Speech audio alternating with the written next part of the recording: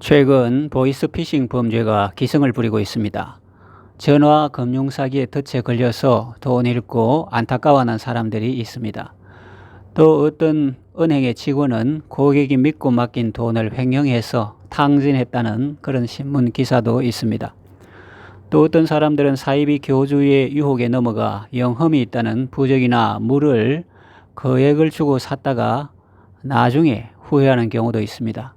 정치계에서도 거짓 정보를 흘려서 상대방을 흠집내고 비난하며 자신들을 유리하게 하려는 사람들이 있습니다.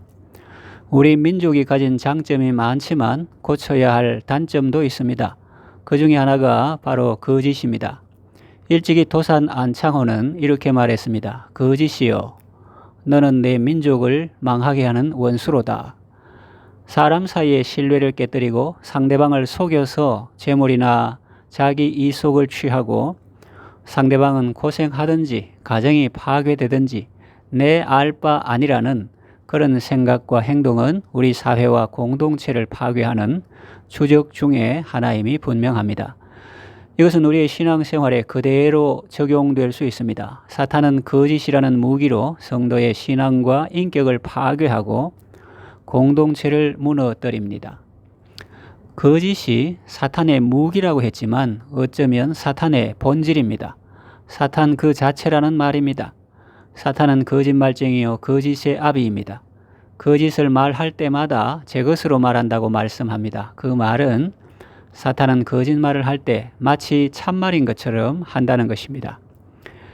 에덴 동산에서 인류 시조를 유혹했던 사탄은 지금도 사람들을 속이고 있습니다. 그의 목적은 사람들이 가진 것을 도적질하고 빼앗고 사람들을 죽이고 멸망시키는 데 있습니다.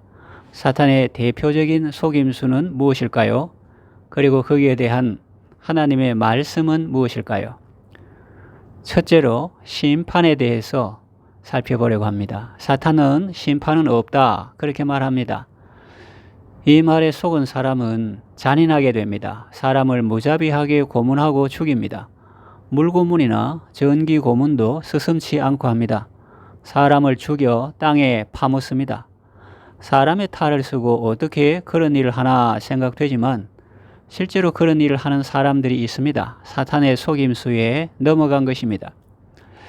정치판에서는 권모술수가 판을 칩니다. 또 경제는 정치 권력에 유착해서 특혜를 받으려고 합니다. 위정자들은 조삼모사로 국민들을 속입니다. 거짓 정보를 흘려 안심시키기도 하고 때로는 협박하기도 합니다. 이스라엘 왕 아합은 이세벨의 충동을 받아서 나봇을 죽이고 그의 포도원을 빼앗았습니다. 그 과정에서 이세벨이 세운 거짓 증인들이 나봇을 모함했습니다. 나봇이 하나님과 왕을 저주하였다 하는 것입니다.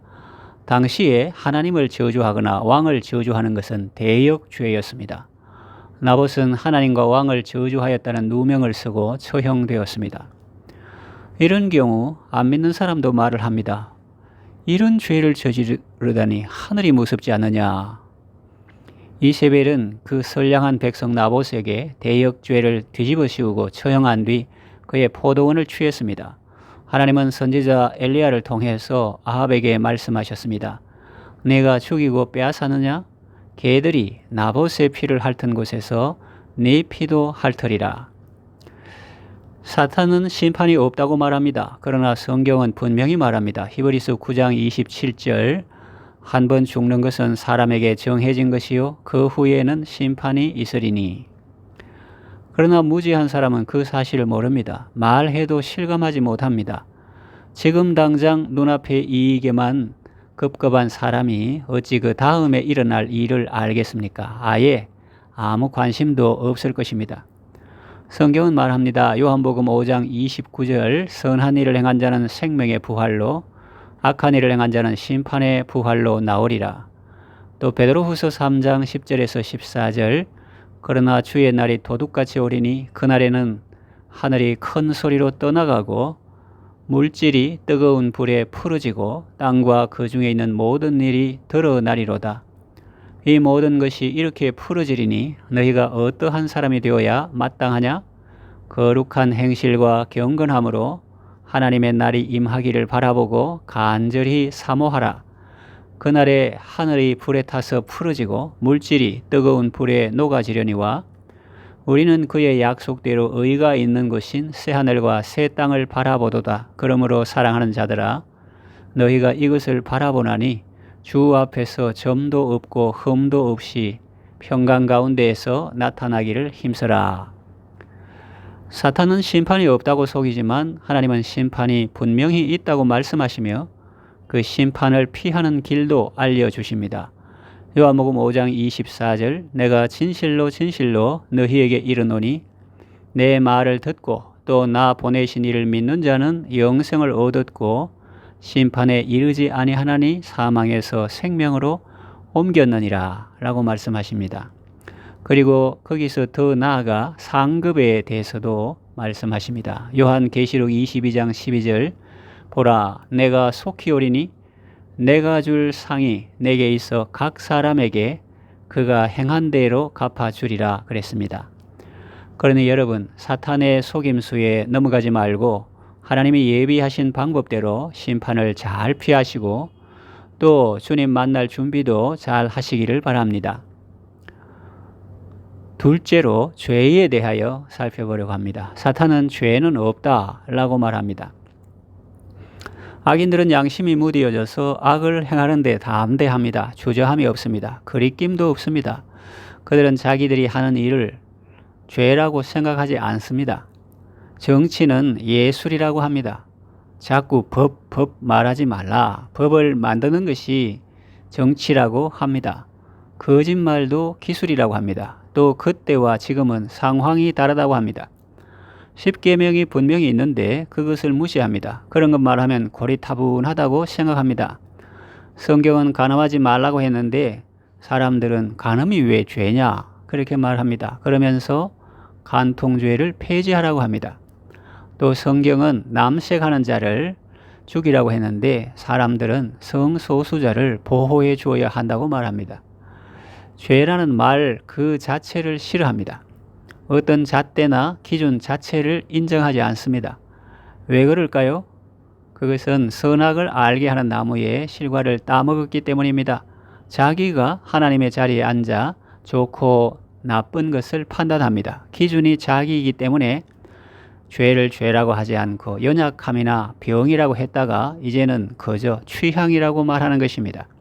잠언 28장 4절에 율법을 버린 자는 악인을 칭찬하나 율법을 지키는 자는 악인을 대적하느니라 했습니다. 사탄은 죄에 대해서 무지하게 만들고 무감각하게 만들어서 우리를 멸망시키려고 합니다. 그러나 하나님은 죄인을 찾으시며 그가 예수님을 믿어서 구원받기를 원하십니다. 하나님이 세상을 이처럼 사랑하사 독생자를 주셨으니 이는 그를 믿는 자마다 멸망치 않고 영생을 얻게 하려 하심이라고 했습니다.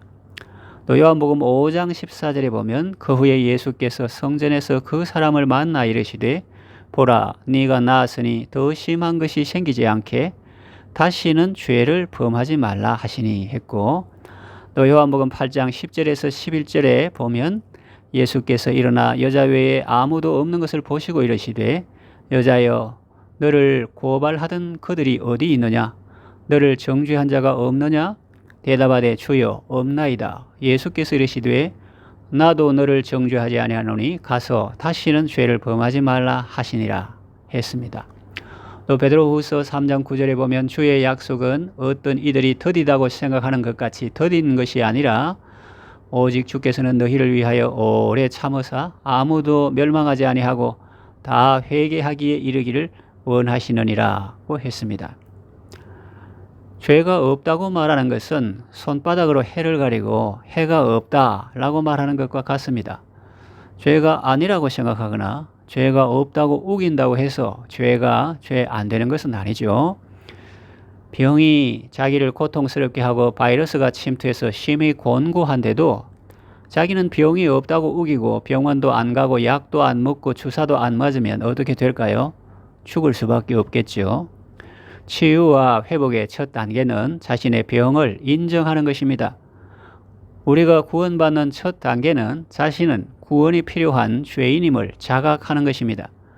예수님은 이런 사람을 찾아서 그를 고쳐주십니다. 나는 의인을 부르러 온 것이 아니요 죄인을 불러 회개시키러 왔노라고 말씀하셨습니다. 하나님의 독생자 예수님을 믿어서 죄 사함 받고 구원받으시기를 바랍니다. 셋째로 하나님에 대하여 살펴보려고 합니다. 사탄은 사람들에게 하나님은 없다고 속입니다. 어리석은 자는 그 마음에 이르기를 하나님이 없다 하도다 했습니다. 하나님을 인정하지 않으니 죄도 없는 것이고 죄가 없으니 심판도 없다는 것입니다. 그러나 이것은 만고 자기 생각입니다. 사람이 아무리 손바닥으로 햇빛을 가린다고 해서 낮이 밤이 되는 것은 아닙니다. 어리석은 자가 아무리 하나님이 없다고 우긴다고 해서 하나님이 없어지는 것은 아닙니다. 전도서 12장 1절에 보면 너는 청년의 때 곧 곤고한 날이 이르기 전에 나는 아무 낙이 없다고 할 해들이 가깝기 전에 너의 창조주를 기억하라고 말씀하십니다. 또 로마서 1장 20절에도 보면 창세로부터 그의 보이지 아니하는 것들 곧 그의 영원하신 능력과 신성이 그가 만드신 만물에 분명히 보여 알려졌나니 그러므로 그들이 핑계하지 못할지니라 했습니다. 또 시편 16편 8절에 내가 여호와를 항상 내 앞에 모심이여 그가 나의 오른쪽에 계심으로 내가 흔들리지 아니하리로다 했고 잠언 3장 6절에 너는 범사에 그를 인정하라 그래야만 내 길을 지도하시리라 했습니다. 범사의 모든 일에 하나님을 인정함으로 하나님의 지도하심과 인도하심을 받으시기를 바랍니다. 하나님을 모시고 날마다 하나님의 임재와 동행의 기쁨 가운데 살아가시기를 바랍니다. 이제 말씀을 정리하며 맺으려고 합니다. 하나님은 사람의 행위를 선악간에 심판하십니다. 한 번 죽는 것은 사람에게 정하신 것이요 그 후에는 심판이 있습니다. 죄의 삭선 사망이요 하나님의 은사는 그리스도 예수 안에 있는 영생입니다. 하나님은 살아계시며 지금도 우리와 함께 하십니다. 사탄의 속임수에 넘어가지 말고 언제나 하나님을 가까이 하고 그 말씀을 가까이 하며 그 말씀을 기준으로 삼고 그 말씀에 절겨 순종함으로 영원한 생명의 삶을 누리시기를 바랍니다.